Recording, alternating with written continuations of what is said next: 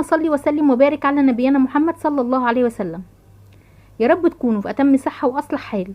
ان شاء الله النهارده نعمل مع بعض الكنافه بالمانجا. الكنافه بالمانجا دي كنافه فاخره بجد، احسن من اي محل وطعمها تحفه جدا. ان شاء الله تتبع معايا الخطوات. لو حابه حضرتك تبعتيلي التطبيقات بتاعتك في صندوق الوصف هتلاقي صفحه الفيسبوك بتاعتي، حضرتك تقدري تبعتيلي عليها التطبيقات بتاعتك.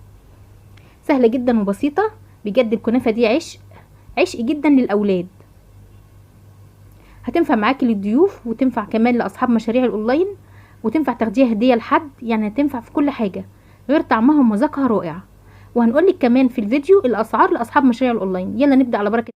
اول حاجه في المقادير معايا 750 جرام من الكنافه او كيلو الا ربع من الكنافه قطعته صغير بالشكل اللي انتوا شايفينه ده. احط عليها 150 جرام من السكر البودر او مقدار مج كبير من الشاي.